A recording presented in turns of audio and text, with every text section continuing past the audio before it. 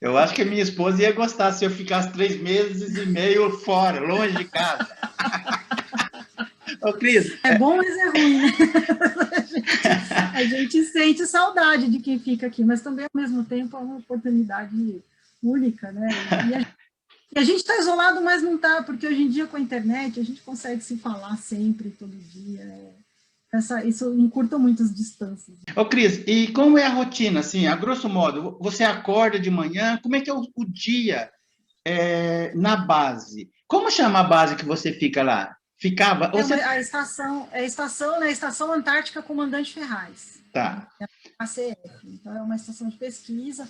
Ela tem uma rotina, né, porque tem alguns, então, assim, toda a logística e o gerenciamento da estrutura é feito pela Marinha, né, então, a gente tem uma rotina estabelecida dos horários, tem o horário do café, tem o horário do almoço, tem o horário do jantar, e a gente é dividido em grupos de serviço, porque todos nós contribuímos com essa, apesar de, assim, tem o cozinheiro, que é o cozinheiro da Marinha, a gente não vai para a cozinha, mas a gente tem os grupos de serviço que tem a responsabilidade de colocar o café da manhã, de fazer, né, de cuidar da louça e tudo mais. Então, a gente tem que seguir um pouco esses horários.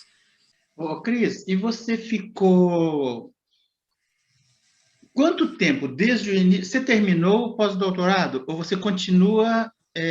Não,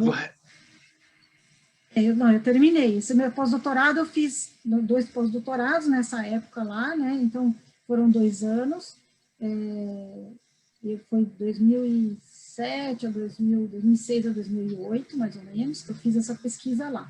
Depois eu continuei junto ao grupo, que esse trabalho de monitoramento dos indicadores, de uma maneira geral, os de poluição fecal e outros indicadores, ele permaneceu. Então, eu continuei também com o grupo, né, desenvolvendo outros trabalhos junto com eles nessa parte de diversidade microbiana. Então, eu fui ativamente para lá de 2003 a 2008, a 2007, desculpa.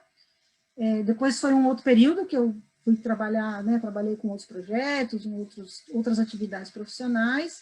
Em 2011 eu entrei na Unifesp como docente lá, e agora, em 2020, eu voltei ainda, que esse projeto da rede, ele foi se desdobrando, né, e teve um INCT, coordenado pelo Rio de Janeiro, que também continuou esse trabalho de monitoramento ambiental, e agora existe um projeto, que é um convênio da USP com o Ministério do Meio Ambiente, que faz o monitoramento da região em função também do impacto do incêndio, né, de 2012. Então, é um trabalho aí de um longo tempo. E aí, agora em 2020 que eu voltei nesse escopo do monitoramento para continuar um pouco esse trabalho de avaliação desses indicadores, enfim, esse apoio. No seu pós-doc, você pegou um recorte de tempo bem definido, começo do levantamento, final. Você tinha série histórica passada, tinha elementos, tinha dados coletados anteriormente, ou não? Você trabalhou a partir do momento que você iniciou. Como é que foi isso? Assim, a questão do metano não tinha. Então, essa foi uma pergunta que foi feita, né, nesse pós-doc, que não tinha sido feita antes. A gente tem dados, assim, os grupos de pesquisa, né, que são indicadores biológicos, químicos, físicos, descrições de solo. Então, esses dados meteorológicos, esses dados existem em séries temporais, né, e já existiam algumas caracterizações feitas, mas a pergunta do metano não tinha, não. Então, isso foi um dos primeiros vezes que a gente mediu fluxo. Existem trabalhos na literatura que mediram fluxos de metano na região da península, do Estreito de Bransfield, que fica na redondeza ali, mas ali na Baía do Almirantado a gente não tinha esses fluxos de metano. Então, foi mais ou menos a primeira vez que a gente começou a trabalhar com esses fluxos por lá, com colaboração até do INPE, né, em São José dos Campos, do grupo do PIN, né, do PIN.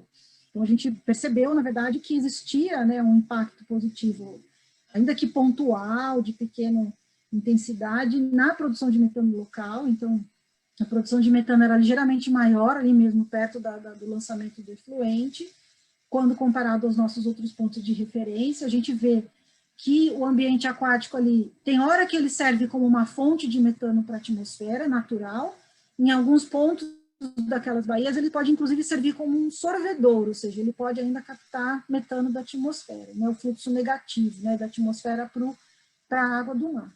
Então, ali naquela região que a gente estava, a gente viu as duas situações, mas que a entrada do efluente, ela causava algum estímulo, não tanto porque a gente estava contribuindo com células, com micro-organismos que produziam, que a gente não detectou os mesmos grupos quando a gente fez a análise da diversidade, mas, muito provavelmente, por causa do aporte de nutrientes, um aporte de matéria orgânica, que mesmo tratada ainda acaba tendo alguma contribuição. Então, a gente nessa época, foi essa pergunta, né, que a gente fez por lá.